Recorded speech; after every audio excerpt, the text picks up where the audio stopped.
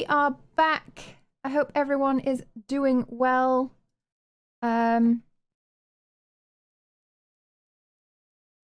we go. Hi. Hello. Right. So this is where we obviously do the podcast live. So alerts will be off. Hopefully. I'm pretty sure they are. So for those who don't know, the podcast is a offshoot project of a really interesting and key set of streams that Arthremis has been organising throughout the year, where we highlight marginalised creators and their stories, give a little insight into what it's like being a marginalised creator and how some of the stigmas and awkward questions that come up about those. Arthremis, would you like to tell us a bit about why you wanted to do this and what it's all about? Yes, hello everybody. I've returned out from the grave to be here. um, so yeah, I started the Through Our Eyes streams in January of this year, sort of to highlight different marginalized creators because it seemed that there's so many of us, but not a ton of us knew each other, and there's different circles on Twitter and then on Discord and on Twitch, and we're all from different places. And well, as I say, I wanted to bring us all together to share stories and learn from each other, and also to educate, as it were, because a lot of us will get asked in our sort of our own time, our free time, to educate other people, and we don't always have the spoons for it, nor is it always the most enjoyable activity. But when we come together and share those amongst ourselves, and we get to talk to other people as well, that's something pretty special, I think. So I put those together, and I can announce that I am currently working on the next Through Our Eyes, which will be formally announced by the end of this month, to actually be taking place next month. We're having to move a little quicker on that one before Christmas, but yes, that's what we're going to be doing. So the next one will be Marginalised Genders, taking place in November. Awesome. Glad to hear that that's back in the works. I know that you've been very, very busy with lots going on and starting a new position. But oh, thank God. I was like, I can't up you anymore. But yes, so the podcast is where we try to narrow down and highlight more individual stories based off of this. So I am going to give our guests the opportunity to introduce themselves and tell us a bit about your creator stuff and socials and such forth. Tell us who you are. Yes, I'll do that. Thank you so much. My name is Nyvena. You can call me Niv. My pronouns are currently she, they, and that already hints at the first little thing. I am non-binary, but also gender fluid, so my pronouns change sometimes. And currently they're she, they. I'm also bi, pansexual, and I am a psychologist. I study psychology. I have over 3 years of experience in the mental health field, and it is I'm also was a streamer. We don't quite know. I'm like still streaming. I used to stream full time. It's a bit unclear how much I stream currently because I had planned on stopping, but you can basically find all my links on nyvena.com, including my Twitch. I'm very active on Twitter. I also have an Instagram where I post a lot of stories. And now those are like the main places where you can find me, but I also have like Fan House and all the other stuff is on nyvena.com. Yeah, and I have been on the Through Our Eyes panels that Arthremis has been hosting. and I loved them, and there were so many great stories shared, and I personally didn't only get to share a lot, I also learned a lot, and so I'm very, very honored to be here today. Great, and yeah, we've got a shout out there for you. Thank you so Okay, much. awesome. Well, thank you very much for coming on today. I appreciate it. I know there's a little bit of lack of prep today, but it's going to be all good. We'll take it easy. All good. So, our first question is, tell us your story. What challenges do you and have you faced, and why you wanted to talk here today? Well, the topic today is very, very important to me, and I'm very passionate about it. And it's about parasocial relationships and mental health as a streamer, which kind of like go hand in hand. And I suffer from mental health illnesses myself.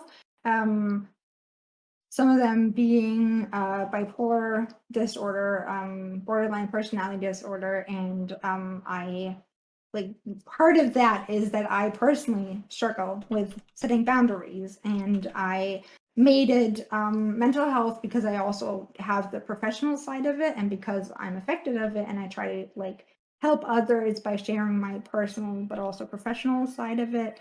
I talk a lot about it, and I think nothing in my life so far has helped me learn to set boundaries better than being a streamer and then starting being a public person, because these parasocial relationships just force you to learn to do that.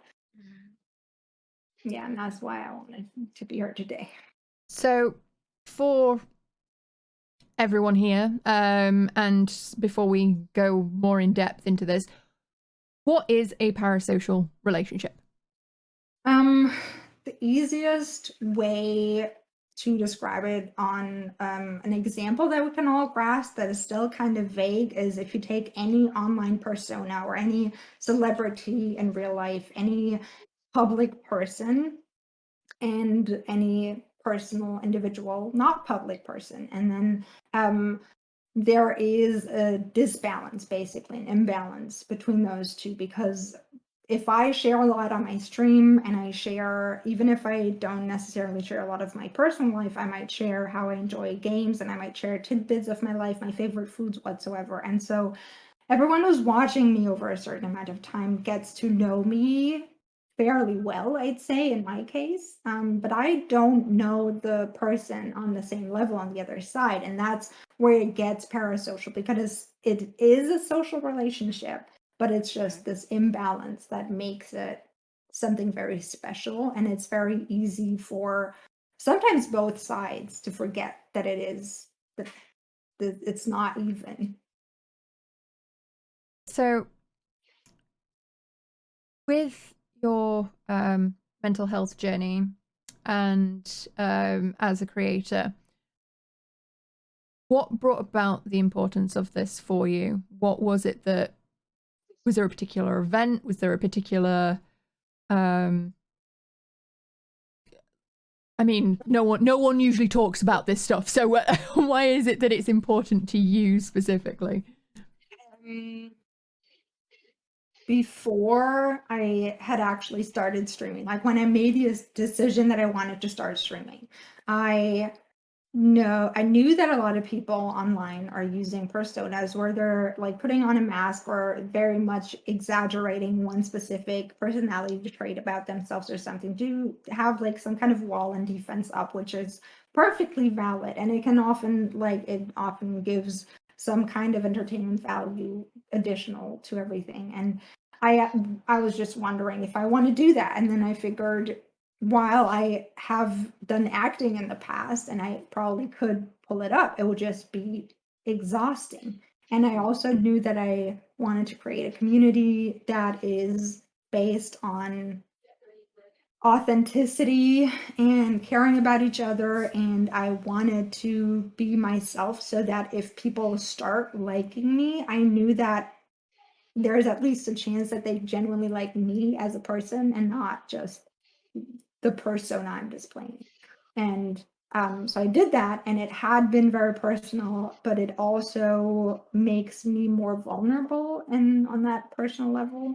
And there have been people, for example, who developed like crushes or thought that we were best friends because they knew so much about me, and we would like chat daily in the Discord server and stuff like that. And so at some point, like while I was sharing a lot of other personal struggles that I had, I also shared when boundaries had been crossed. Like, not that I put someone out there by name or anything, but that I just noticed if I don't speak about this, if I don't make my own boundaries very, very clear publicly, people don't know better. Like, you can just cut someone off, you can just throw them out of the Discord server if they make you uncomfortable. And all those are also valid if that is your way to deal with it. But I was like, I know these people care about me. So if I just try and talk about it more openly on my end, that might improve things. And then I noticed that there are so many people who can relate. And as you said, not many people talk about it, but every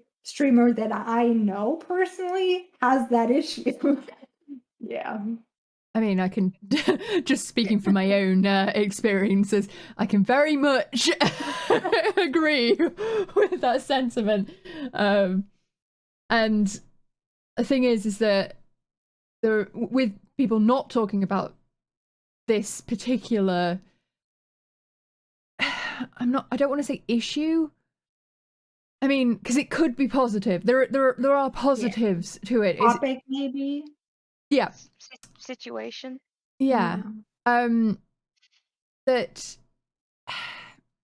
it means that people going into being a creator or a streamer or personality on the internet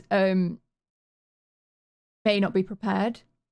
Yeah. And on the other side, there may be an expectation for viewers or fans or however followings, an expectation from those individuals beyond what is being provided.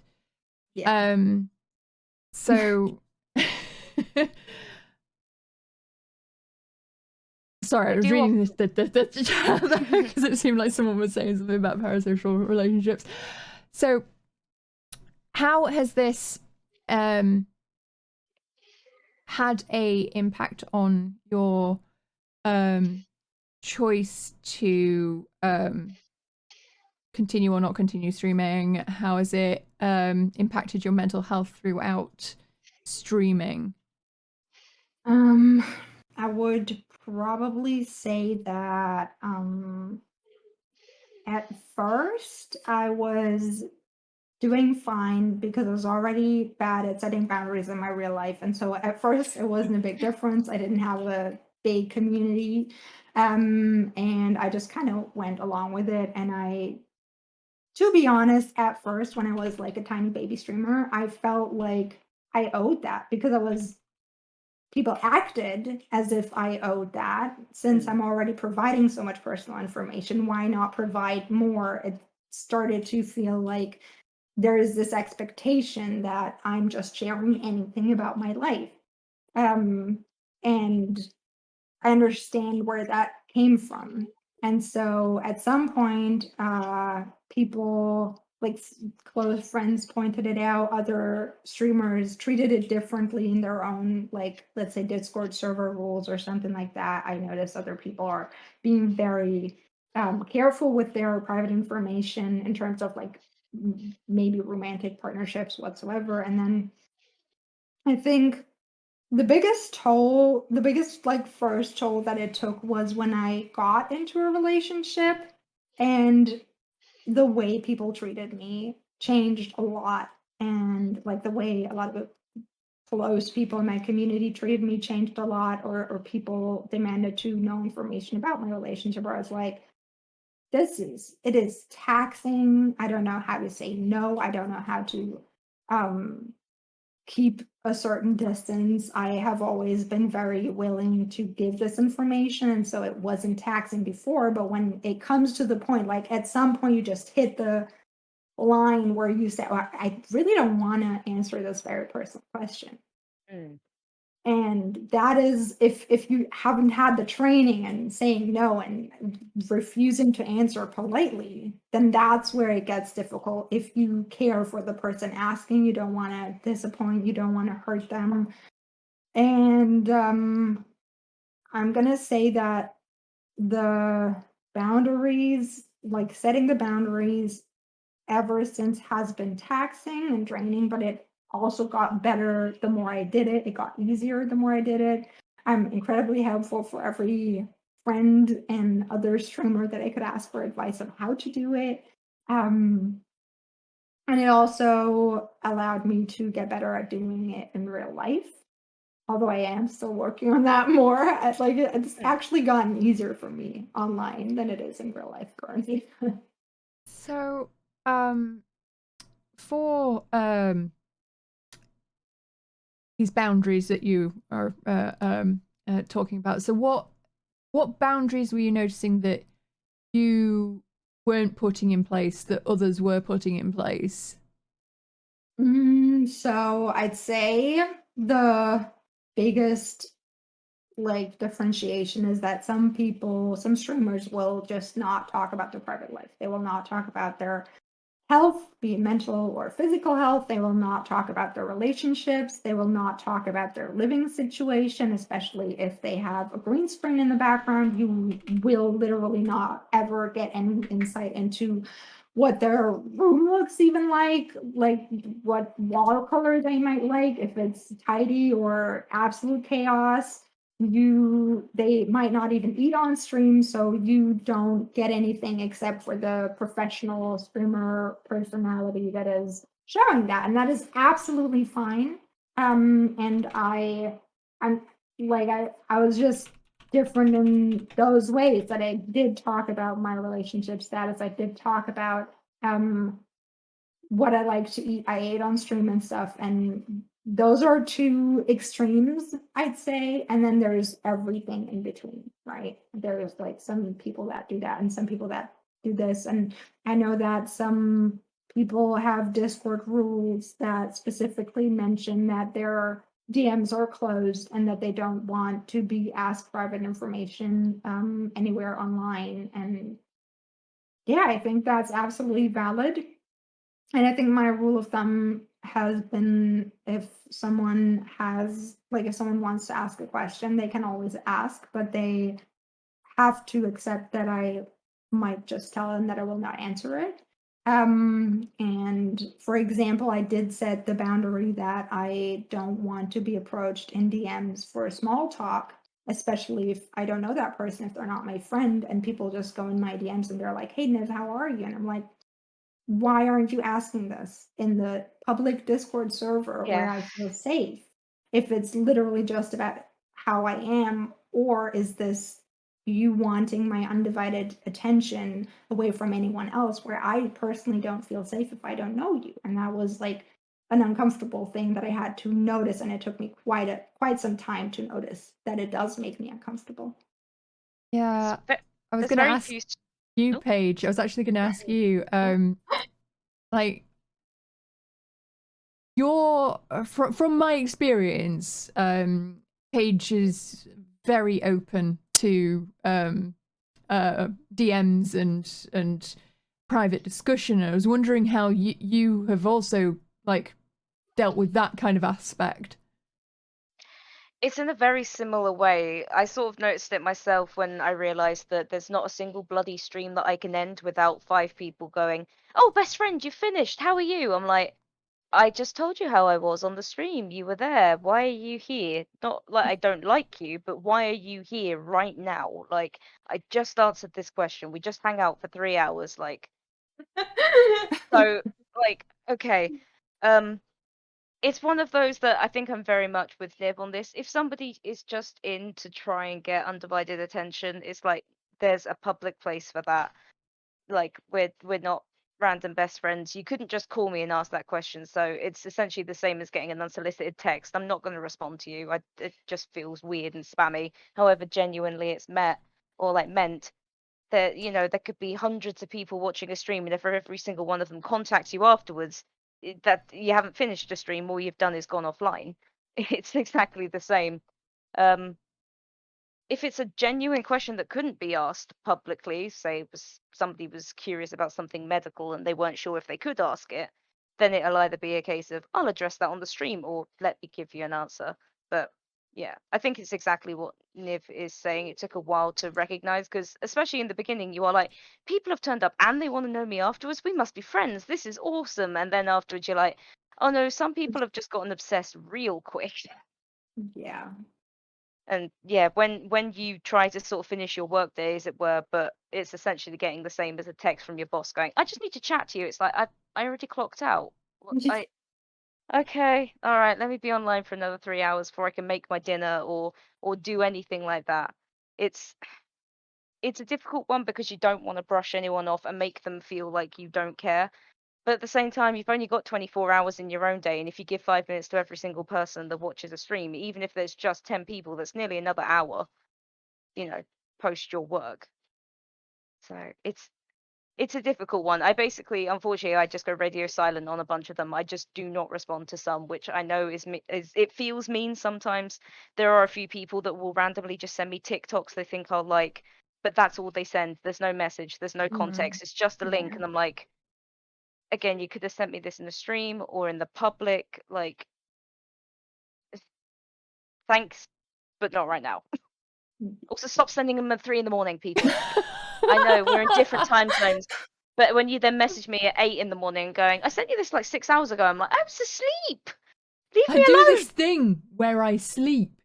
Yeah. Like, oh, And on top of that, yeah, just expecting you to get back within a certain time. Like, here's the thing: if someone asks me for advice, and it's about an intimate detail from their life, like that is a good reason in my eyes to approach me via DM because you can't ask it publicly, and I can still say no, but it is a very valid reason to DM me, and then I still have my own mental health to look after, and it could be a triggering topic, or I could, for example, like literally the last 3 days, I was in this bed having a heavy migraine, barely on my phone because I couldn't be using any screens whatsoever. And it just ended up in me feeling really bad because I couldn't reply to anyone, but also over time, I had like even the people that do regularly DM me, we have had this discussion often enough so that they know if I don't reply within like days, I will get back to them, even if it's just me saying, I won't answer this, but I will reply at some point. And it might be so late, but I will get back to it when I have the time. Like, let's say I'm on vacation for 2 weeks without internet. I will still get back to you after those 2 weeks, but I don't owe you any, like, availability. And I definitely think that's one of the other big things that comes from parasocial relationships, especially when it is almost, genuine friendship or, they know more about you, but you still appreciate who they are. A lot of people will feel very owed to your time. Whether it is just you should have responded to that DM, or you didn't say hello when I came in your stream, or the worst one when they come and they go, do you remember me? And it's like, I had that. And I said, I'm afraid I don't. They went, well, lol, that's because I changed my name. I'm like, why the fuck would you do that? Of course I don't know you like fucking Longcat 12. You were like Bob Dog. Of course I don't know who you are. I myself have also felt a very difficult journey with this. Like I mean, with my mental health and disabilities and illnesses and such forth, that's already intensive enough to try and just deal with day to day. And then trying to streaming is a full-time job. No matter how many streams you do, it's a full-time job, because if you're not physically on screen, you are planning events, trying to make connections with companies, sponsorships, trying to arrange your socials so that you can get more discoverability, because Twitch is terrible for discoverability.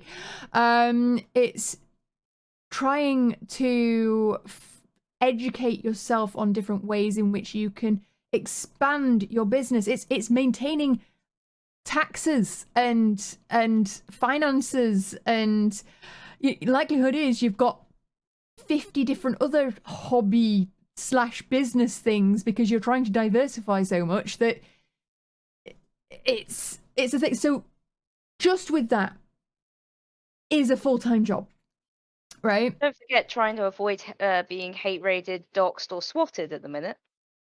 Right. Exactly. So I mean, it's ever changing. There's always more to do. More and more and more being put on top. And the thing is that you're more or less alone in it. Like, you are more or less alone in it. Despite there being lots of streamers out there, your journey is basically, it is a very lonely one. It is extremely isolated, and you do have to basically figure it all out on your own, unless you're really, really lucky. But then adding on a persistent drain of, like, you give a social space, so you have a Discord or a Guilded or socials, whichever one you, or how many of them you ever do. You give a space that you can control to be like, this is my interaction, but I can step away from it. And then you're expected to have DMs. You've got to respond to all of them. People tagging you in things on socials that they're requiring a response to, and it's expected to be immediate, because it's supposed to be that requests for playing games. Someone sees you playing a game. Oh god. All the fucking time. All the time. Do you need another person? It's like, no, I've got 4. It's like, oh, sad face. I'm like, what? I didn't invite you. And I really feel like a bitch saying that, but it's like, I did not ask you. If I'd asked you and then told you that I was full, that'd be douchey. But you invited yourself and then got sad that I didn't make room. Like, stop that. Well, yeah, I mean, these things of I mean, I used to for a very long time. I mean, for the past like 4 years. It's only been this year that I've put a lot of boundaries in place. And Paige knows why. I'm just bobbing like a chicken. No one can see me, but I'm like, But before that, I was very, very much a case of,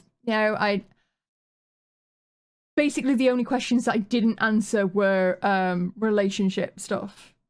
Like, it was a case of like, look, it's not up to me to bring like Sai into it. And there was a fear. There was a lot of fear based around it that no one would want to turn up because I was in a relationship.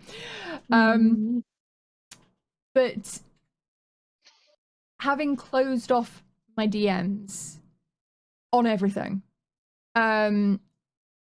basically having a like, I only check this certain times of the day, and other than that, no, I'm not.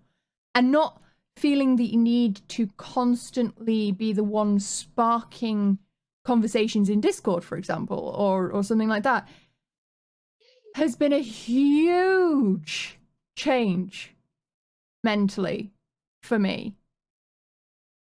But the thing is no one ever tells you that.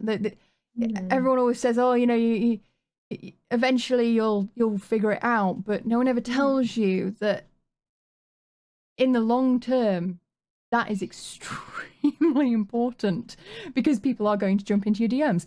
People are going to try and contact you, and that's okay to a certain extent. That's the problem. It's the everything in moderation.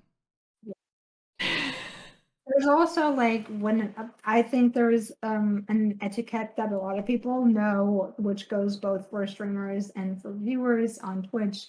Stuff like you don't go into another channel and self-promote. It's like simple base rules that are nowhere written down on Twitch itself, but it basically goes for almost everywhere on Twitch. And if someone is new to that platform, whether as a streamer or as a viewer, they often don't know a lot of things, and they do have to figure some stuff out, and they will just be banned in some channels while others might educate them, and that is kind of how it goes. But there are also things that you can look up, and there will be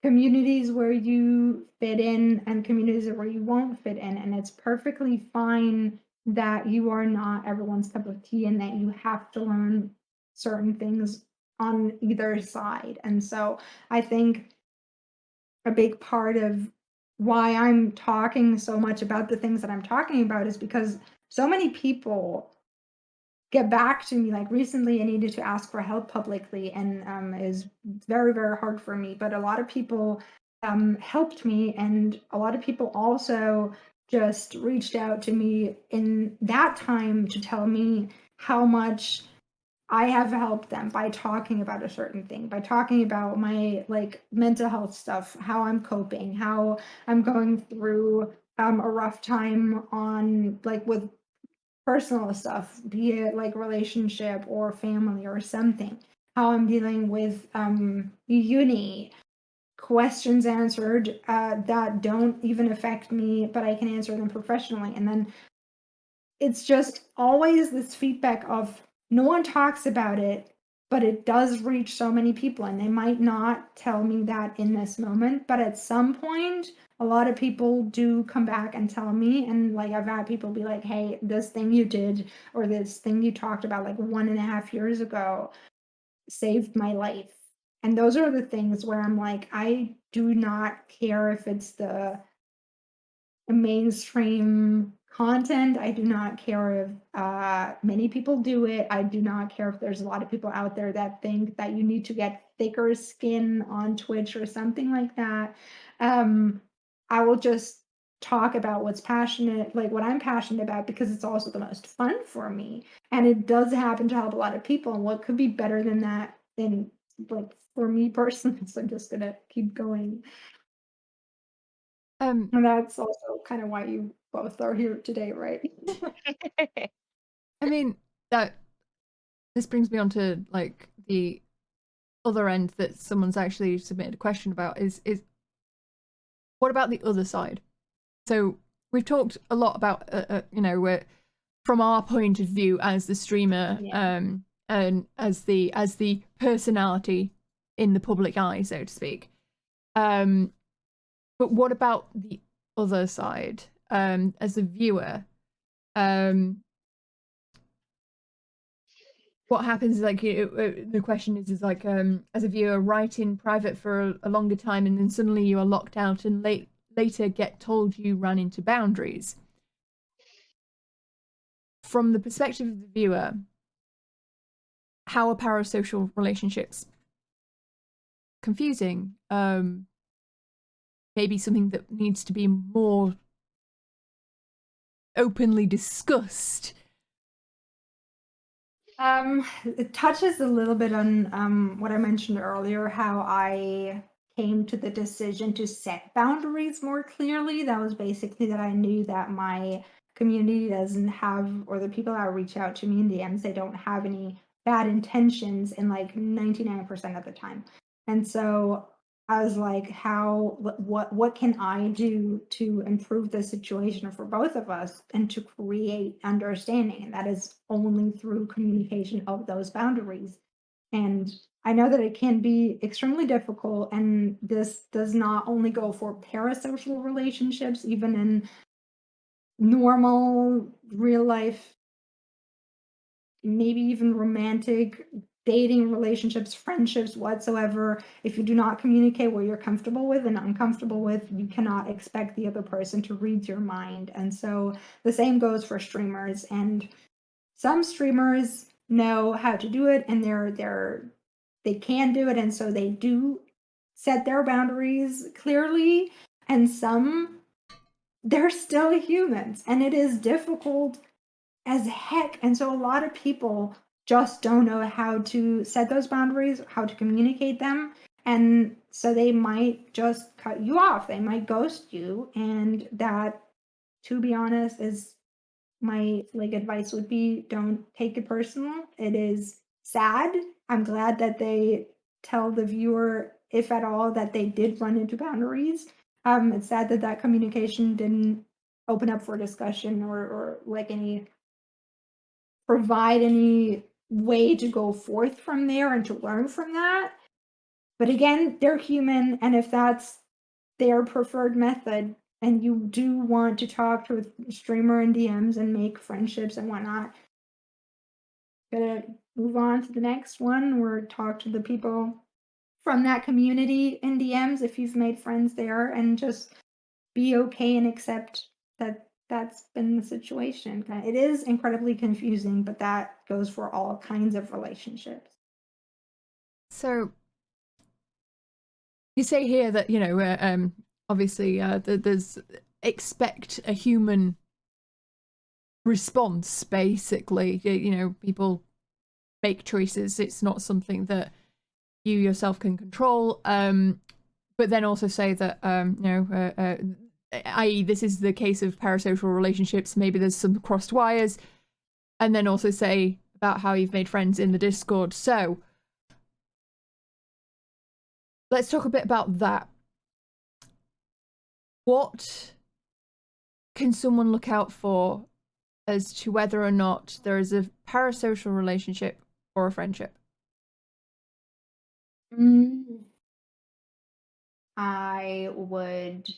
I think honestly a lot of people probably define friendship a little bit differently. So I'm going to very much speak from my own point of view on this. Other people might view it differently. If I reach out to someone on my own, if I share personal life details that I would not share anywhere publicly, if I ask to, let's say I'm not feeling well, to be anywhere publicly, I'm barely online or active in my own public Discord, but I reach out to someone and ask, hey, I'm really not feeling well. How do you feel up for playing some Phasmophobia?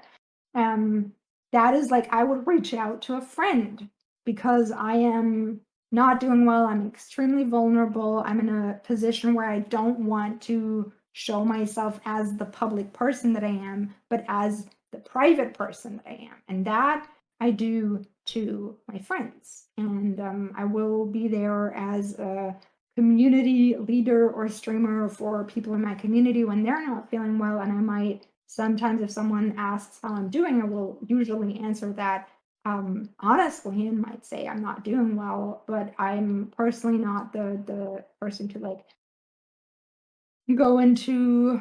I don't usually vent much to the people that I'm not close friends with, because I already struggle with opening up with my own struggles in the first place. Yeah, and I'd just say if I'm being very not public, if that makes sense.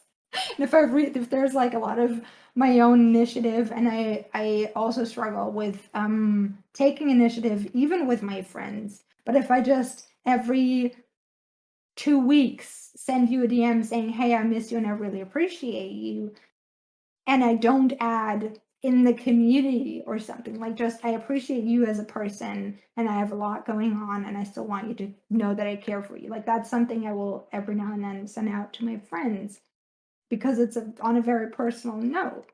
And everyone else I can stay in touch with in my community. Another thing, I will stay in touch with my friends outside of my Discord. But if there's a viewer and they decide to not be in my public Discord, I will not seek that contact in DMs just to be in touch with them. It's their absolute personal choice to get in touch with me through my public channels. So Arthremis, you're as a community manager and previous community manager and all of your experience. I feel like this is something that you would have quite an opinion on defining the difference between parasocial and friendships. I think it is very much who seeks out who, as Nivers said. There's definitely some people from community management jobs that I've done that I would regard as friends, but that's because that's something that has developed over years and generally isn't because one person who's reached out to another constantly, and not just because there's something to gain from either person. Because like among streamers, you'll get lots of acquaintances, and you will get some friends who aren't, it's weird to say like the most friendly. It's like we don't message each other all the time, but we'd be happy to chat and be friendly and personable and a bit like happier to chat privately than we would in the public eye because it's a shared experience. But sometimes that's because we want to work with each other or we want something from each other. And that's not to say that's a bad thing, but it doesn't always mean that you're going to go to that person with your deepest, darkest secrets and actually be able to share everything. Um, but I do think if the person that is often known more about seeks out the person who knows about them, then that's when it becomes more of a friendship. If one person's just constantly taking from the other, whether that's willingly given or, requested, that I think is more of a parasocial relationship. And that's not to say that a parasocial relationship is always a bad thing either. Like as streamers, we willingly give parts of ourselves to lots and lots and lots of people because that's what we want to do. And it's educational and it's fun. And maybe there is a character involved. Maybe it is just being confident in who you are and willing to give that information out. Um, but I definitely do find as a community manager, you do have to be careful of those boundaries. And if you are going to be a friend with somebody, is set those boundaries very early as well.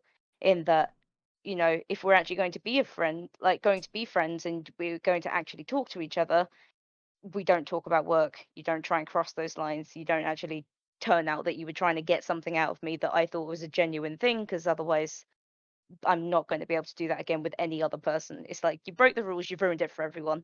Like it's not it's a very difficult thing to do, which is why you will find that most community managers are very friendly with people in communities, but won't often approach many of them, at least not until they've, met them at an event once or something, gone, oh, I actually now have a tangible link to this person. So the few people I do know, like from, say, like the Elite Dangerous community, who I do still keep in contact with, I've actually met once or twice in person in a professional setting and gone, I actually feel like I could trust this person. I'll send them a meme or something and be like, is this actually a friendship or is this still just you being friendly, but you want something? So, and as Straka says as well, it is isolating because it does feel a little bit like you put the feelers out there and somebody's like, give me, and you're like, oh, that's not what I wanted. Like, I kind of wanted a gentle reach out again, like, oh, hello, instead of a snatching, but sometimes it will go that way.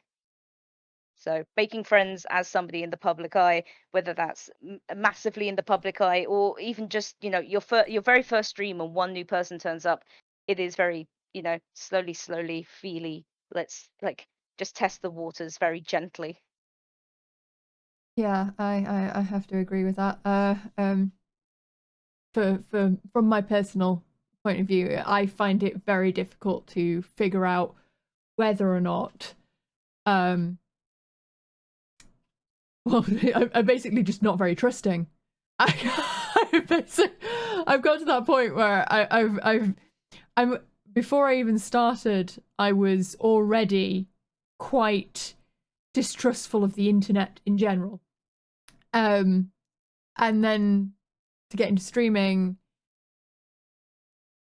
I'm stupidly open about everything in my life, in the sense of like illness and health and opinions, and I swear I say lewd jokes. It's it's my streamer personality is more just a really intense dose of Drac rather than anything particularly different. But I even find it difficult with streamers to interact and worry that I'm the one on the other side being demanding too much of their energy, and then anyone who contacts me, I'm very like wary of, which has resulted in me basically having no friends whatsoever, and means that people are scared of contacting me. So I can see how it can go both ways. Like, it can be too intensive, and then it can be completely and utterly like isolating. But I feel like even between streamers, there's you can form friendships, but then you also end up with that unsure relationship of whether or not are you just that person that constantly wants something, or is it that you're actually, interacting as friends? It's difficult when it's digital interaction, basically. I think it's interesting to understand, because I think we both put everyone else on the pedestal and try and throw ourselves off of our own, while also having it the other way round, where we don't want to bother anyone else, but they don't want to bother us. And some people genuinely do just really like their pedestal and will stay on it, and so it's very difficult to speak to certain people. But I think also, when it's been a shared experience, none of us, well, not many of the streamers I know want to be that person that bothers another, and so often the times we don't reach out. Almost every week I'll see a thread from a streamer I know and like going, does anyone not know how to ask if anyone wants to do a multi-stream or anything? And I'm like, oh, like, I do, but that's just because I'm a bullshit git. But then again, that doesn't mean everyone responds, and that also is okay. But it's like, oh shit, did we just get too nervous to talk to each other? Was I that person? And I think, and it's going to sound very big-headed, the easiest way to explain it is, if you actually look at pictures of people on the red carpets, like Hollywood, you'll see one major celebrity, say, I don't know, just put Brad Pitt there, and you'll have a gaggle of other celebrities who've been in movies who are younger, just standing there, just pissing themselves with adoration. And it almost gets like that sometimes. It's just, oh my God, this person, we love this person. We do not speak to this person. We'll make a fool of ourselves. Let's just sit over here and gawk instead. But then the other person sometimes does look back like, hello. And it's like, oh shit, I should have said something. Well, my chances ruined, can't say anything.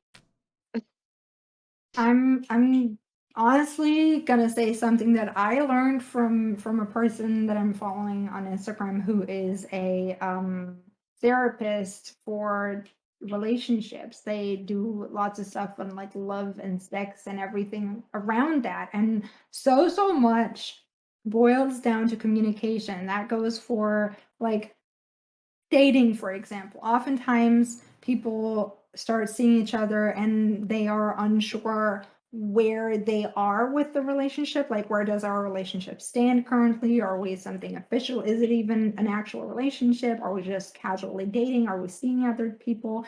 And there's so much uncertainty that the easiest way to clarify is to talk about it. And it's definitely not something easy, and it's definitely not something that I do with everyone. For example, with some people, I'm just like, all right, I just don't know if we're friends or not. But that's okay. Like, sometimes I'm just okay not knowing, and I'm just gonna continue the relationship how it's been going so far, since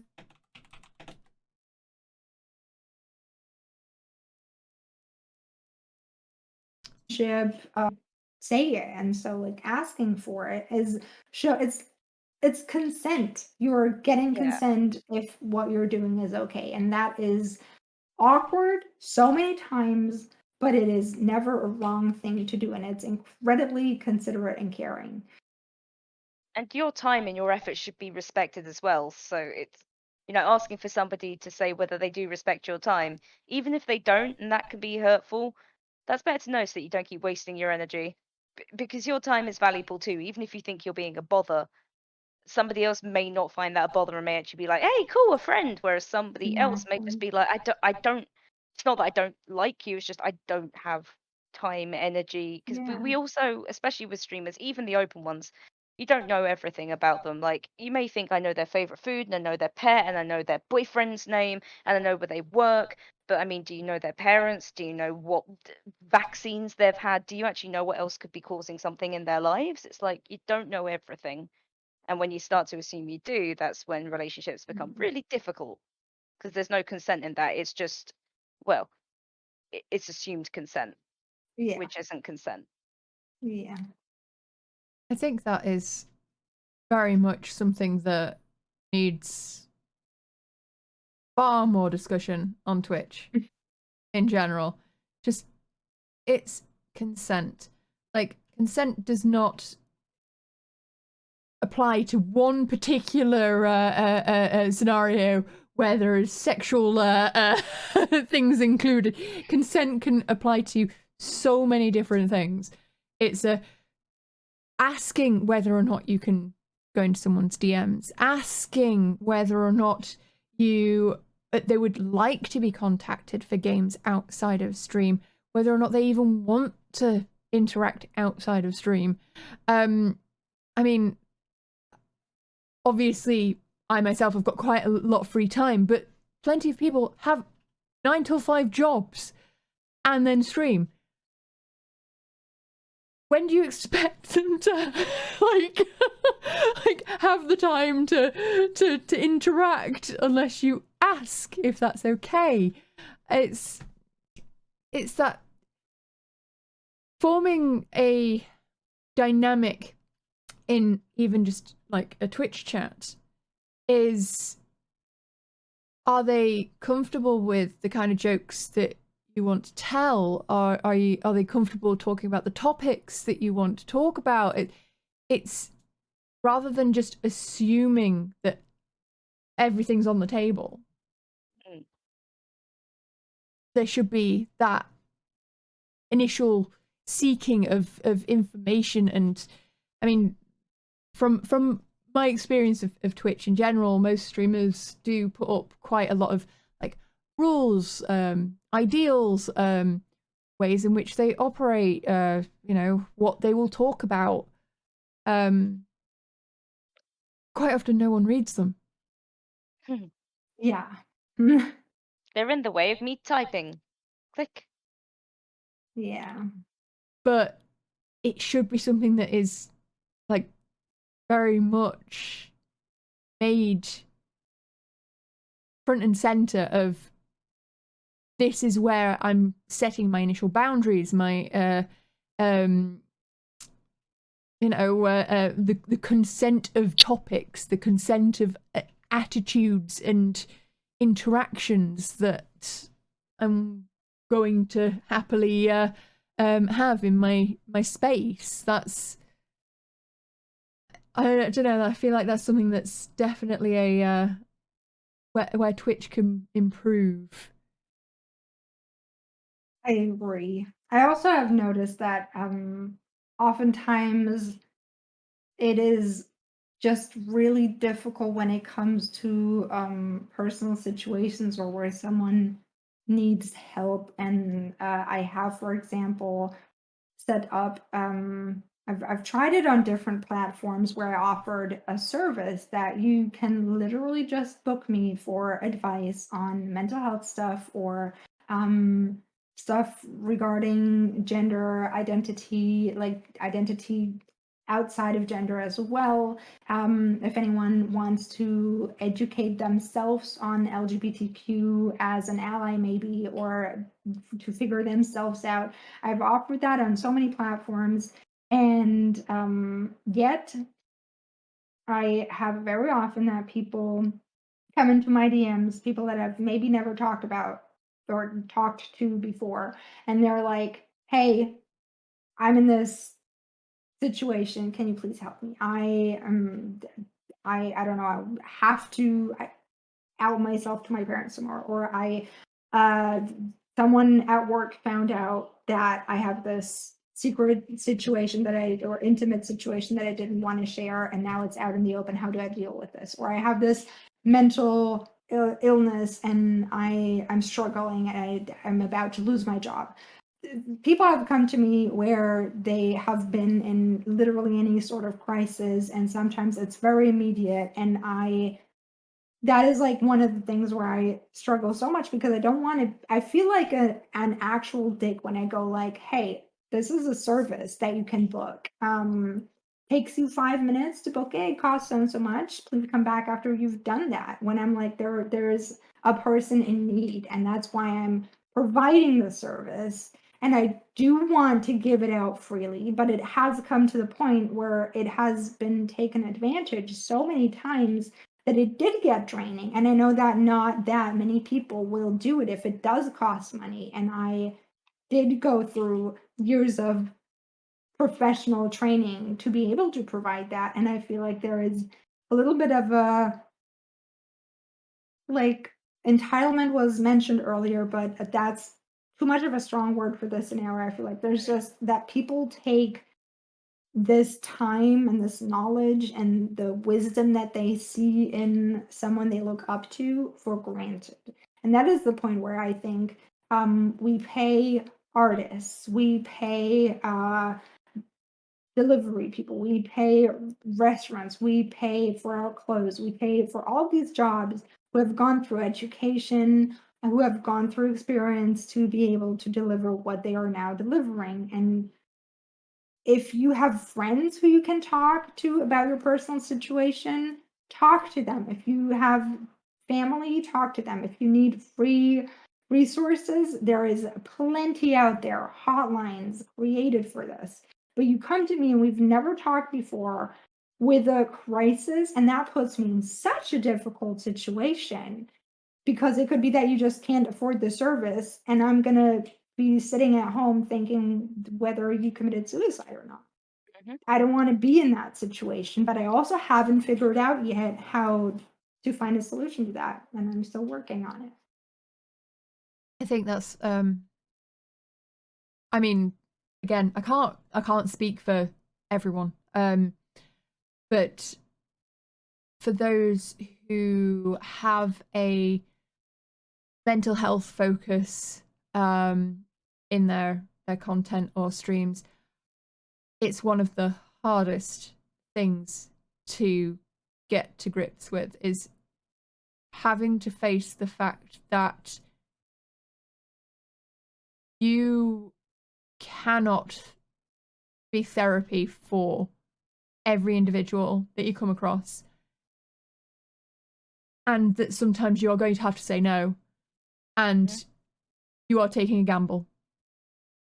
Like there's a point where you can try your hardest to do all you can, provide all the resources, all everything you can sit in your DMs for hours with a person, but there comes a point where you do have to face that realization that you have to prioritize yourself.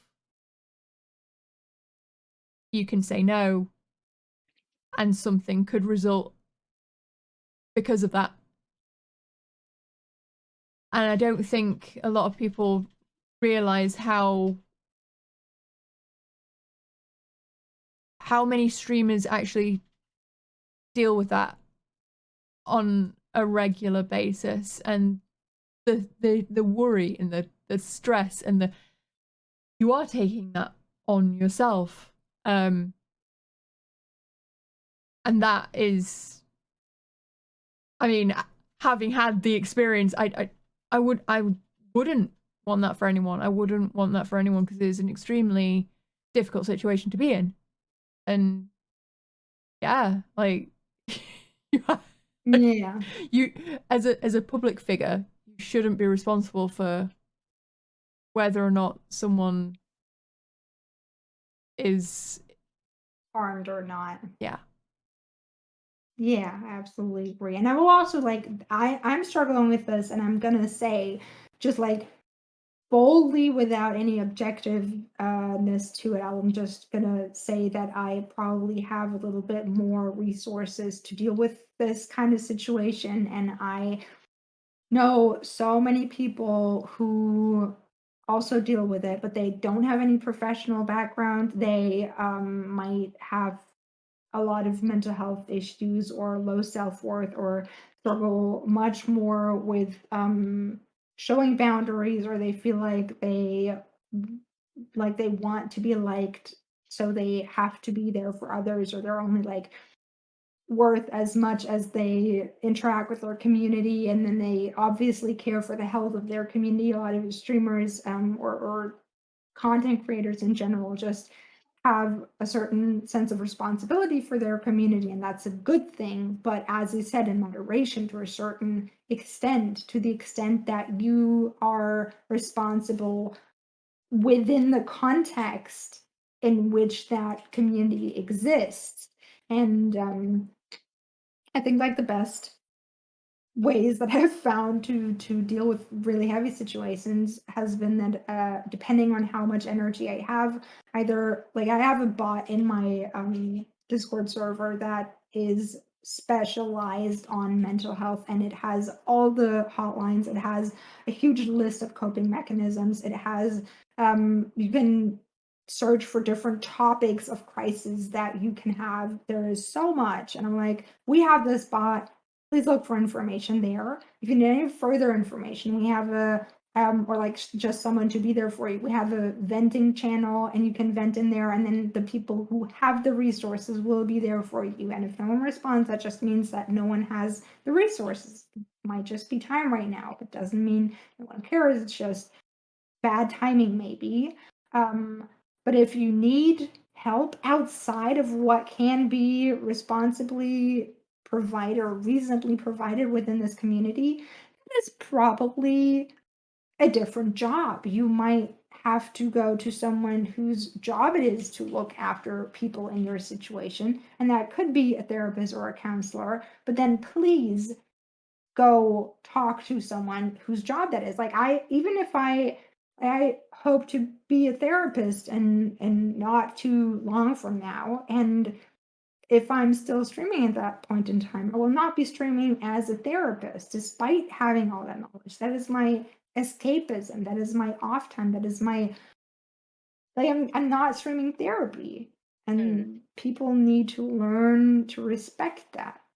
You don't call your friend who's a therapist and demand free therapy from them because they're in their free time, and they might have given therapy for 10 hours that day to other people and actually get paid for it, which kind of makes up for everything they're putting in for what's going on. Like, there's also, you can give advice as a friend without it being on any level from a therapist kind of standpoint. Like, if my friends ask me for advice, I don't give them the same response that I would give as a therapist to a patient. And also, you know, it's a case of you're not there to give it out. It's not something that it's seeking something in the wrong place. Yeah. Like, despite all of your qualifications, I mean, I have a PhD in genetics, doesn't mean that I'm going to clone you. It's yeah. You know, it's that you shouldn't expect anyone to give you professional help, no matter how qualified they are. You should go for someone who's actually, it's their job. Yeah. It's the same like principle of like Twitch is not a dating website. If you're looking for a romantic partner, there are apps for that. If you're looking for professional help, there are people whose job it is to do that. Go to them during their working hours at their work. You wouldn't go to a streamer to get your hair dyed through the internet. You go to a hairdresser. That's kind of just how it works. And you go to Twitch to learn something, to watch something, to maybe meet new people, to be entertained. All those are such valid reasons. And I think there is so much provided already by streamers. It's like the whole thing when someone like requests a streamer to stream a certain kind of content. I'm always like, why don't you just go to the streamers that are doing that? Why are you requesting this here?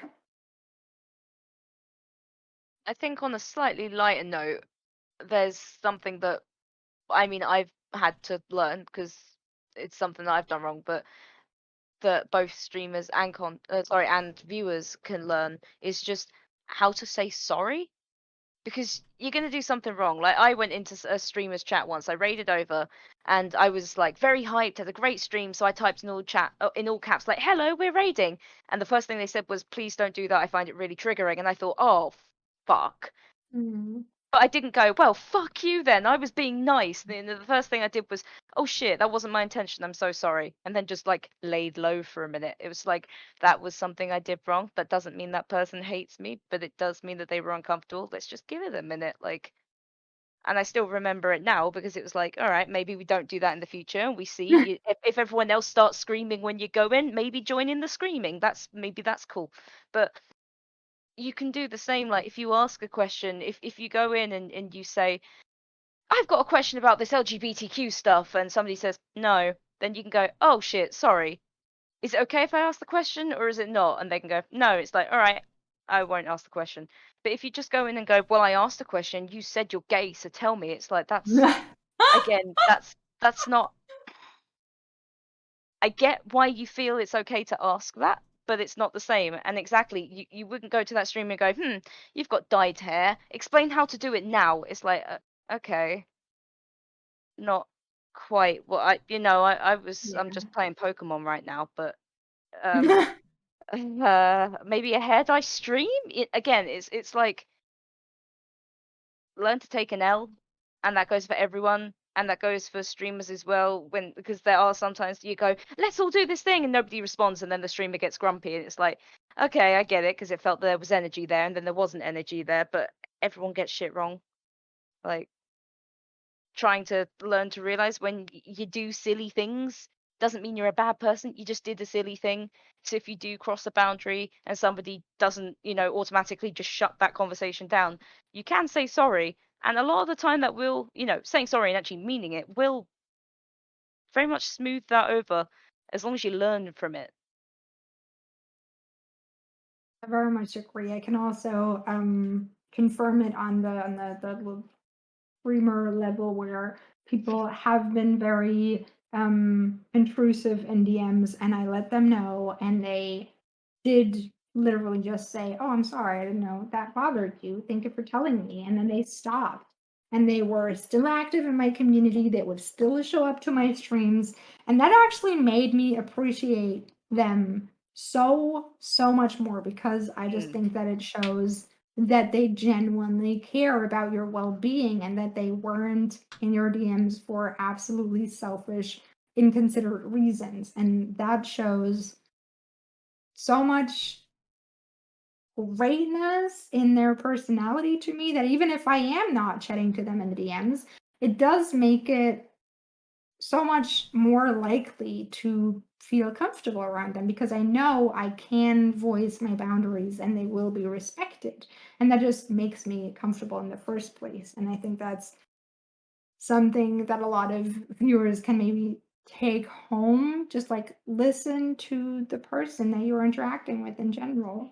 And I think And that things can change. very much answers the question again. The how to know if you're being bothersome without any warning. It's like likelihood is you have been told. Like, I mean, there are occasions where yes, maybe it is just a case of that they immediately just ghost, but you can probably go through any text chat where things have gone awry and see that the person was telling you that they are not comfortable with it, they are not, it's they don't want to talk about it now, they don't, like, could you give them a minute, could you maybe, can we talk about it at some other point? And it is sometimes it is difficult. It is difficult to see past your, you know, hyper focused one question, really burning question that you really need answered. But that's on you to learn about yourself and interacting with others. Like if that's something that happens to you quite often, then it requires some internal exploration to see, well, maybe I need to start approaching things in a different way. Maybe I need to remember that once I finish stream, my keyboard probably puts caps lock on and I go into a raid with all caps. You know, it's those things where you just need to be more self-aware of how you're approaching your interactions with people. Take things as a learning experience. And remembering that no isn't the only word that means you don't have consent. Things like not right now, or I don't feel comfortable, or, you know, oh, I didn't like that. Just because it isn't directly the word no doesn't mean it is giving you consent. Same way as saying yes, but then changing your mind. If somebody changes their mind, that revokes consent. You don't have continuous consent for everything. And that's where learning to say sorry is one of the best things, because if you genuinely mean it, that's generally going to be a learning thing instead of a, okay, now get out of my space thing. I think we all need to point everyone in the direction of the tea analogy. Maybe your friend wanted a cup of tea, but now they don't want a cup of tea, and that's okay. You don't then force them to drink the tea. Yes.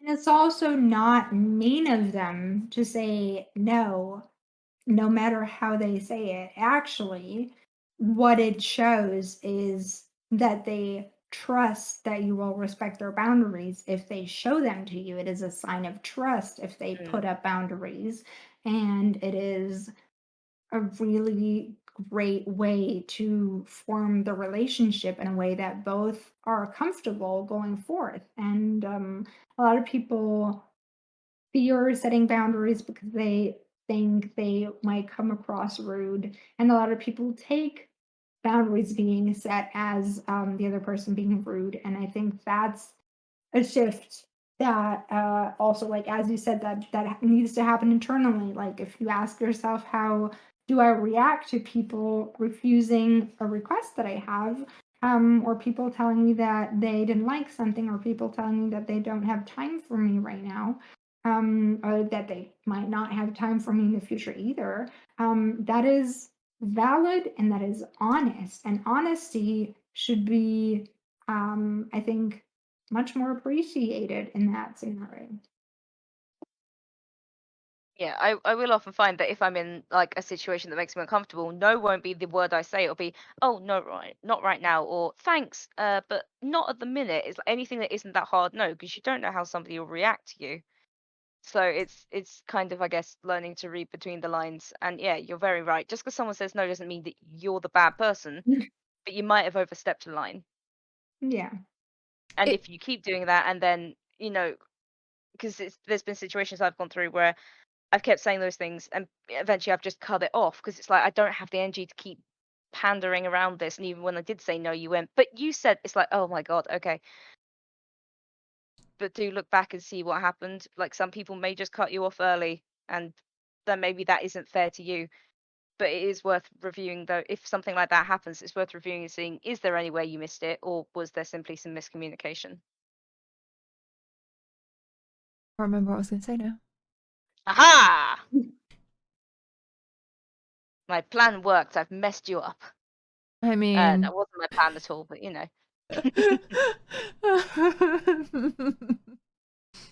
Nope, it's gone. Completely gone. That's okay. Okay. Did you have any other questions that we haven't discussed yet? Well, we can. I have no audience questions, but I was going to say let's move on more to the mental health as a creator aspect of things. So you mentioned that you have some experience with mental mental health issues. And would you care to tell us a bit more about that and how that has played into your journey as a content creator? I would probably say that I started my journey at a point in time when mental health wasn't a big focus, because streaming was my escapism from the problems that I had going on at the time. And so I didn't really want to focus on those problems, and I was there to have fun and play games and meet other people who were on the same wavelength. And it only happened over time that both my content developed in the direction of mental health, because of my own mental health issues going on. And I was like, how am I going to deal with this? Like, how am I just going to keep it secret? Am I going to try to mask it, which is valid? Am I going to just not stream and say stream is canceled today, I'm not feeling well? Or am I going to give more detail on that? And then at some point, I think I just experimented and took a risk where I was like, I know I can't just be the casual, bubbly, lighthearted person today that I would like to be on stream due to my mental health, but I would like to stream. So the only thing I can do is go on stream and talk about what's going on, or cancel stream. And at some point, I just decided to try it out, and worst thing that could have happened is that no one cares, or that I get really bad feedback and I'm just not going to do it again. And so I did talk about it, and sometimes it was mental health stuff that happened outside and had something to do with my general mental health illnesses, that are independent from streaming. And sometimes streaming took a toll on me, and sometimes those two things went together, I'd say. And I think especially a lot of like very, very common things are stuff like imposter syndrome, anxiety, depression. Those are things that a lot of people have in general, not only streamers, and they will affect your ability to stream. And streams and the consistency and schedules that come with it, some people can hold on to that and fulfill that more easily than others. And anyone with any kind of illness or chronic illness can attest that staying consistent as a content creator is so much more difficult in times of illness. That's just a fact. You're not, it isn't called ill for no reason. Yeah, I think that's one of the things that really gets to me myself, is the fact that everyone else can remain so consistent, and it's like, okay, but I'm ill. I mean, I can come on stream, I'll be screaming the entire time, and I won't have washed for 3 days, but you know, like Yeah. Thank God there's no smell-o-vision yet. No. I've also tried that. Like, I've also tried streaming when I really wasn't in any place to stream, and not even to just talk about my mental health. And I just felt like I had to. And I did it, and it was awful. Like, viewership was awful. People weren't enjoying it because no one, luckily, in my community enjoys seeing me suffer. And so it is to no one's benefit, and it doesn't help to be consistency, to be consistent for like any price, if that makes sense. I don't quite know how to put it in English. I mean, I think you're getting me. Like, you can't force it if you are not healthy. You just can't.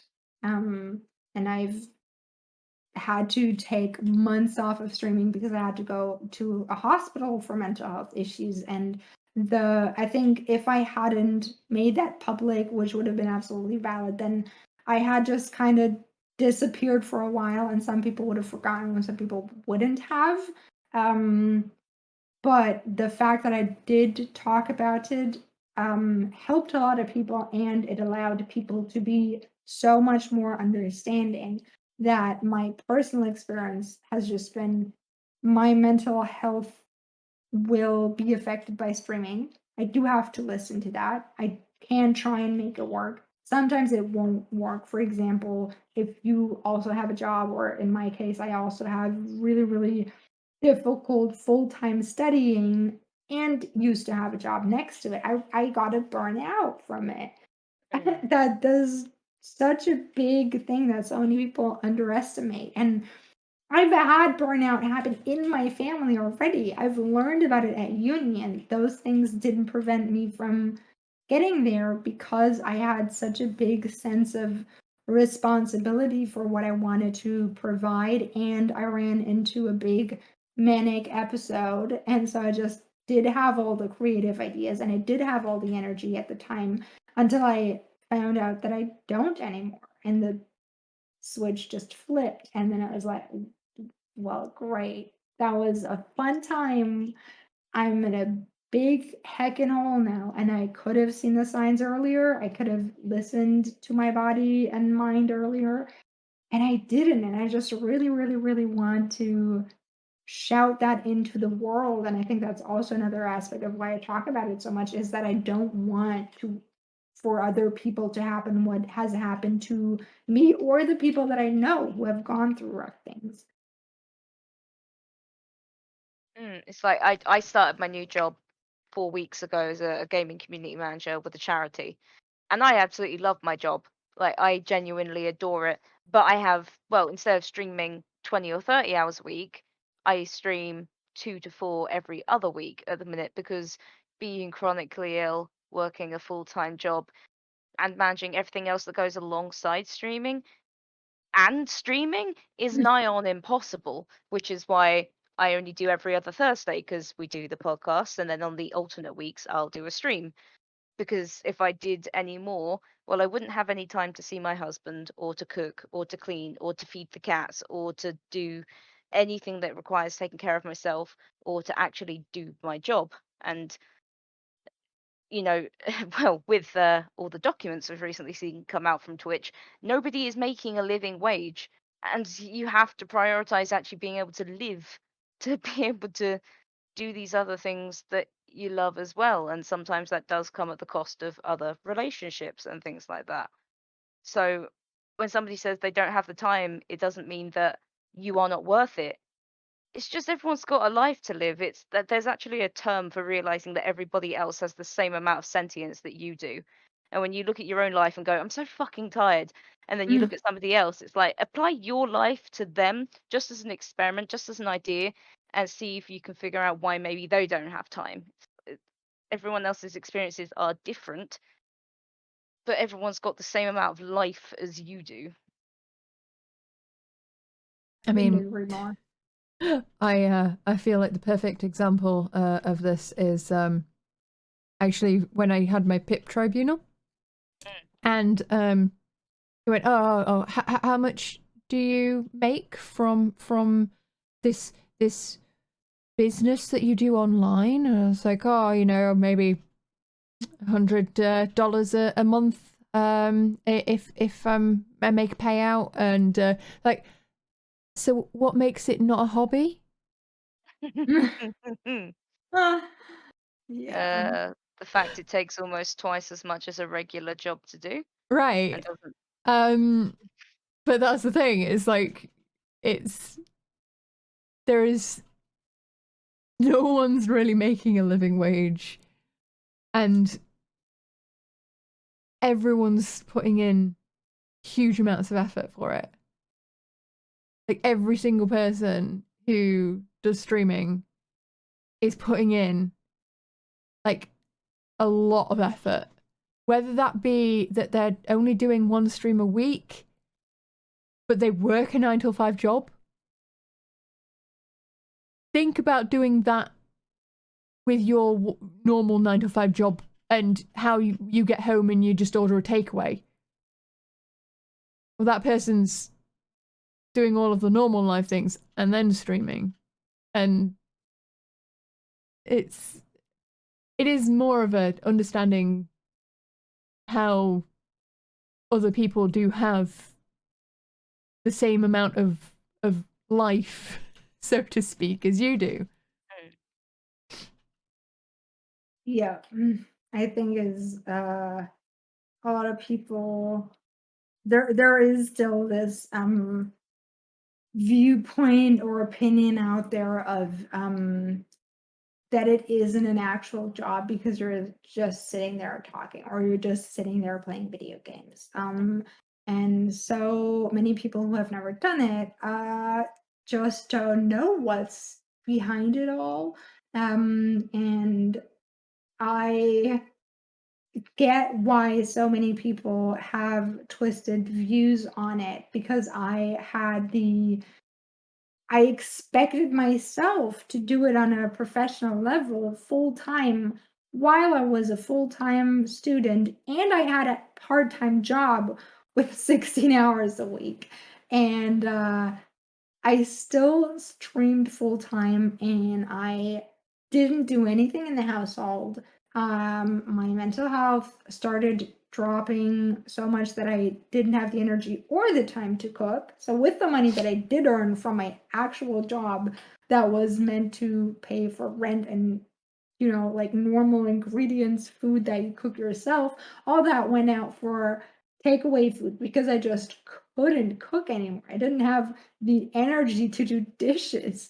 And everyone's like, how do you do that? It's just like, oh, it's just so important to me. And it's true. I was just incredibly passionate about it.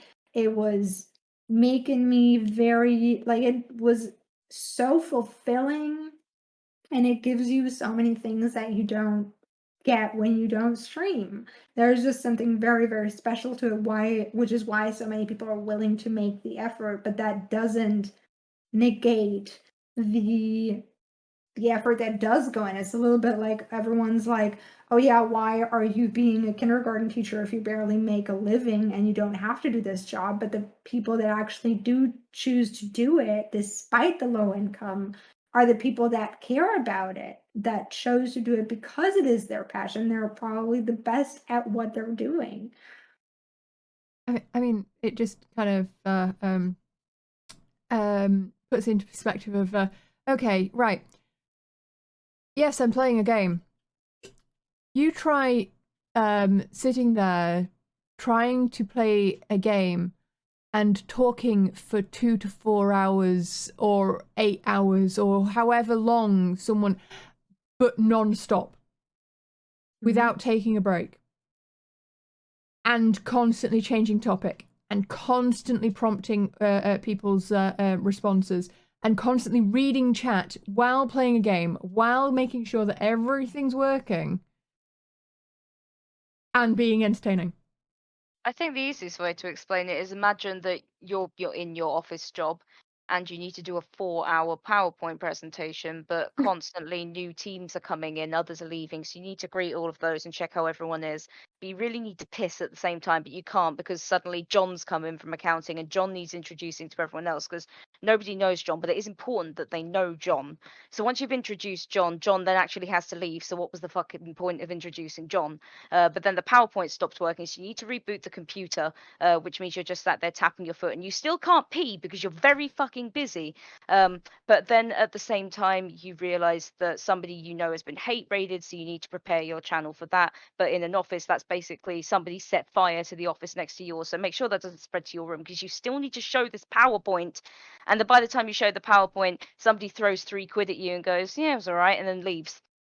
I did actually want to add the hate rate topic to, or like any security issue and hate issue that comes with being a public person onto that. Like, you constantly have to be aware that something hateful or malintended could happen on top of everything that Drag mentioned.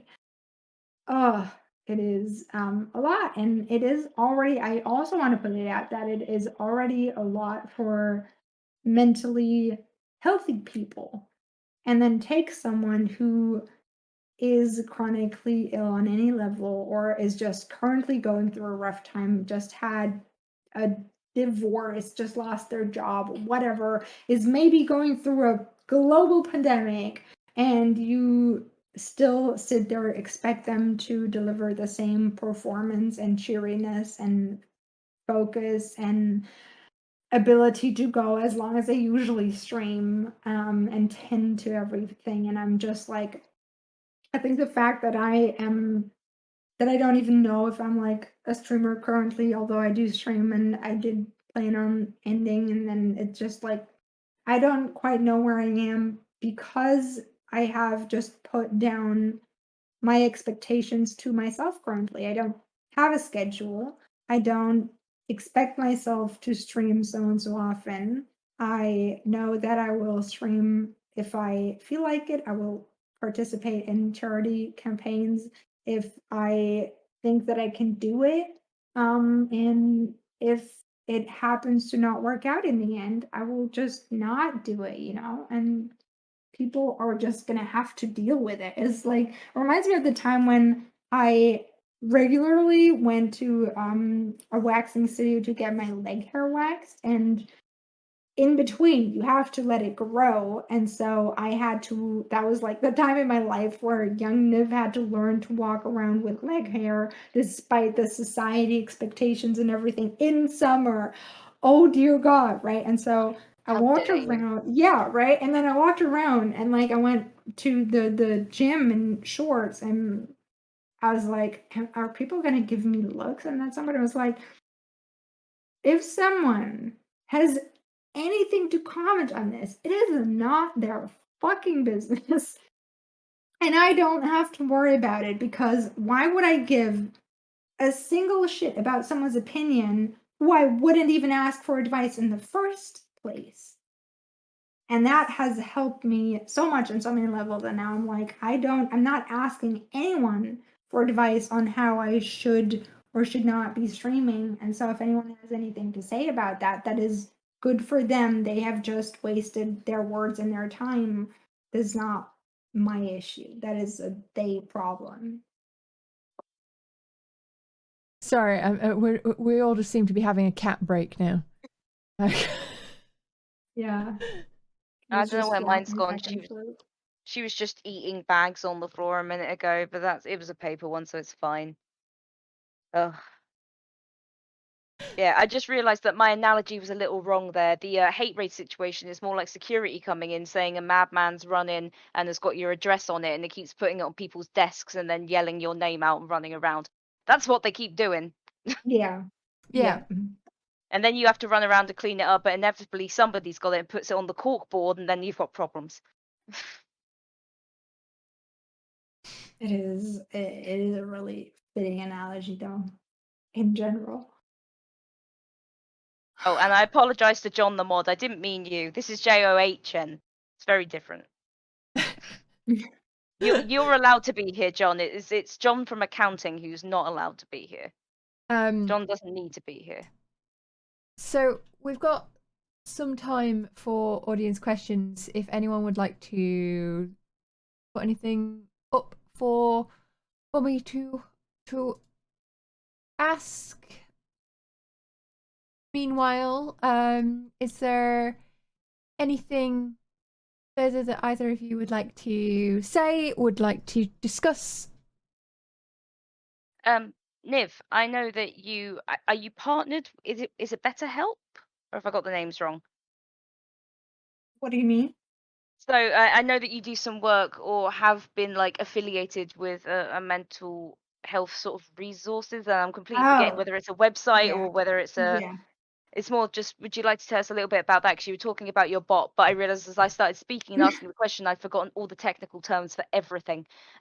No worries. It's I'm ambassador for Mental Health Guardians, and they're That's an the one. Yes, and they're a wonderful organization who do a lot of work on their own, but they also work together with streamers, and they have the RTS bot, which is the one that I use in my Discord, but it's also available for anyone, and it is freely available on their website. And that's the one that provides all the different hotlines. And recently what I did is they have mental health kits, which are just like it's just like a bag full of physical goodies and little booklets and tips and fidget cubes and sensory stimuli things that can help you in stressful situations.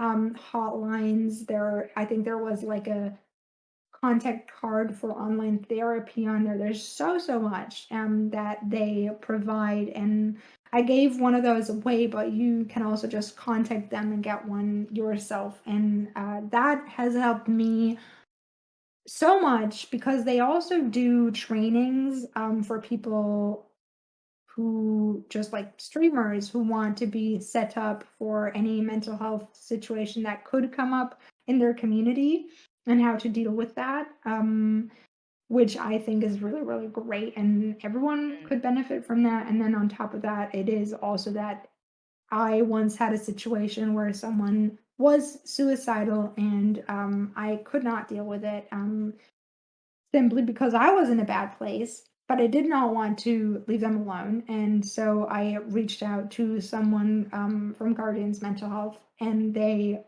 like, I don't quite remember who it was, but it was even someone like proper higher up in the organization, and they were in my Discord anyway. And they literally just talked a couple things in the Discord in the mental health channel with that person, and then went into the DMs and they talked them through it. They provided all the hotlines for that person's country and everything that needed to be done that I wasn't in the situation to do at that moment. And so that's just like one, the bot and that personal situation are one of many examples where it has helped me as a creator because it has expanded what I can offer and how I can help just in the way that I am now connected and the resources that I can provide. And sometimes, you know, I'm just a human, and it doesn't matter if I study it or not. My brain has its limits, and so I might not remember everything for every illness that there is or every situation that there is. I can't always ask questions. And if there are more people that I can reach out to or that I can go like, hey, someone asked me this and I don't know the answer, but you might know it. Can you maybe answer that for them or talk to them if you have experience with it and stuff like that?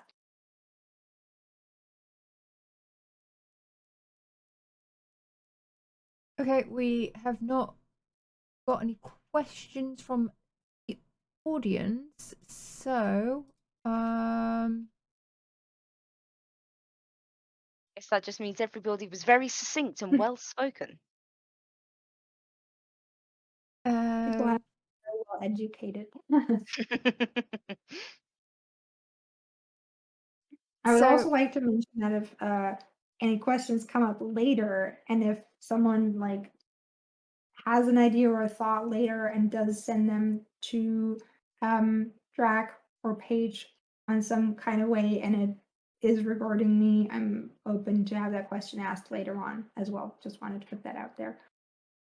Excellent. Thank you very much. Paige, do you want have you got anything that you would like to say or ask? No specifics really at the moment. I think pretty much we covered a lot of things, and I think a lot of good information was given out. I guess, Drac, if there's one thing that you would like to kind of see change, I guess, between a viewer and a streamer dynamic, or you have any advice, like what would it be?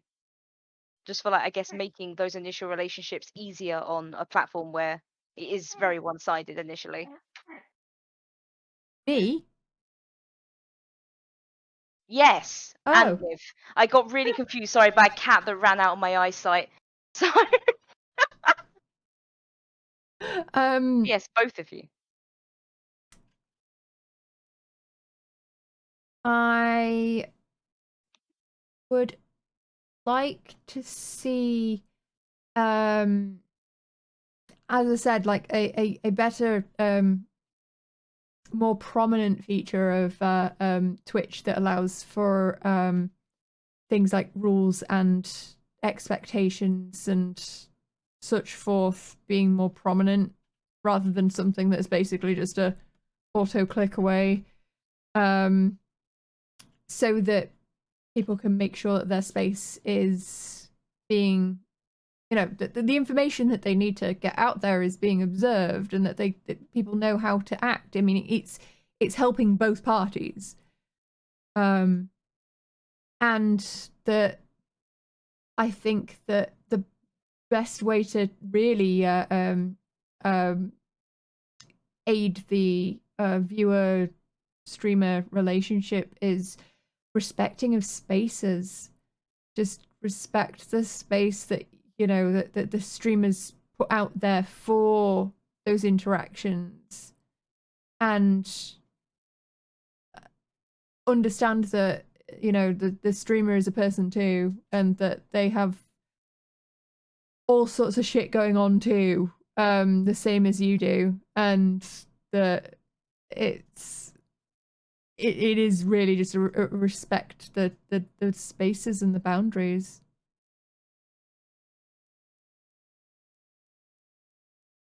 I personally think that it would be on Twitch's end or any platform's end, it would be really great if there was a sort of etiquette thing that people could go to who are new, that would be prominently pointed out to anyone who makes an account.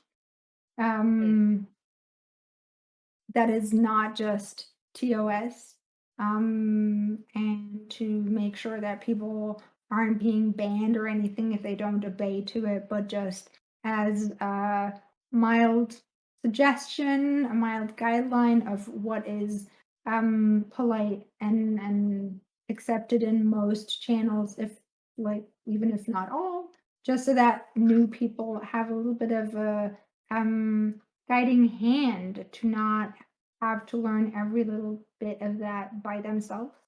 That is something that I think the platforms could do. And then on the end of both ends of parasocial relationships, I think communication can always be improved, and I think it would be easier for everyone if it was talked about more. And it seems to be such a big taboo topic, and I understand that some people don't want to talk about it, and that's perfectly fine, but it does make it easier. If more people talk about it, more people will know of it. And if everyone just, like, let's say, started their stream introducing themselves, asking how everyone is, and quickly saying, if you want to hang out, we've got the Discord, and outside of the Discord, I am not available. That is something you can do. Have you tried doing that? And don't be surprised if you don't get a reply, if that person specifically mentioned that they don't want to get DMs on this platform. Or maybe I even know people who will take DMs on Twitter, but not on Discord, or not on like other platforms. And so listening and also trying to communicate clearly. Because if someone does overstep a line, and I have it in my rules, we have adjusted my Discord's rules so many times when a situation has come up and it hasn't been mentioned clearly in the rules. We were like, all right, cool, this is on our end, we're going to fix this, and in the future we're going to point back to it. Yeah, I mean, also don't expect that just because a streamer is set those boundaries, that pinging them like constantly to respond in that space is a solution. Because again, it's like they will respond when they can. Like you shouldn't, don't expect an immediate response, because they may not be spending 24/7 on Discord or looking at their channels, or maybe they're in a meeting or whatever. Like maybe they don't take their phone to the toilet. It's you know, it's just be patient with people. Yeah. The people doing that in streams as well. It's like I'm looking at the screen. Stop tagging me.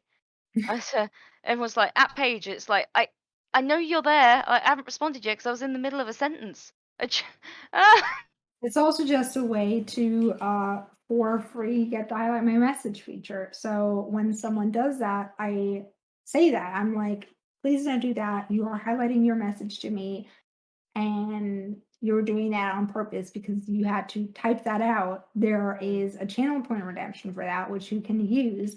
And if you don't stop tagging me, we will kick you. And I will say that once. And if you do not respect the boundaries that I put up, like it's my responsibility to put them up, if I do it, you don't listen.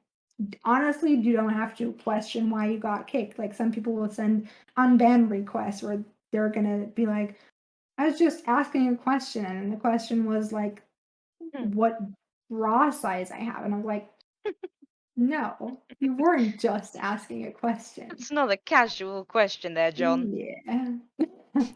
What's John done to you? I don't know, but beware any John that crosses my path. I feel like there's a story there that John was a particular douchebag, but I really don't think I've ever worked with a John.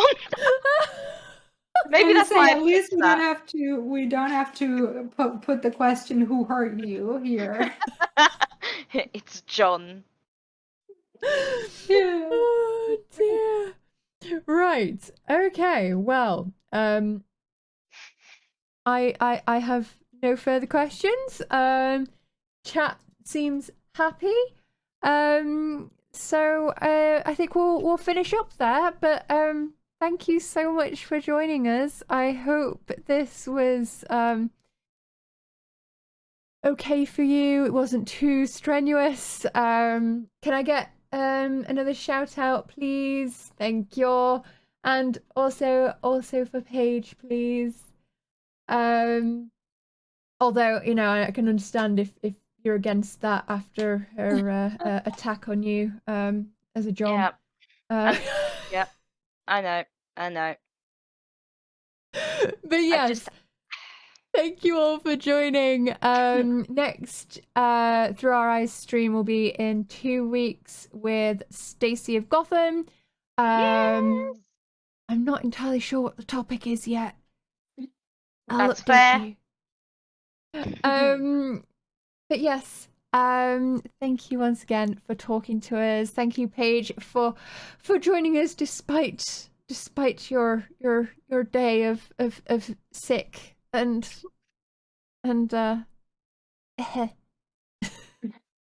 perfect way to put that. Perfect way. Yes, next stream for me will be on Sunday. So thank you all for joining us. I hope you have a good rest of your evening. I hope you have a good rest of your day. And I hope you have a good rest of your week. If you'd like to keep in contact outside of stream, do follow on the social medias, the Twitters and the Instagrams, and join the Discord where all the shenanigans happen. But don't DM me because I will rip you a new one. Thank you all and have a good one, and I'll see you soon. Say bye all. Bye. Bye.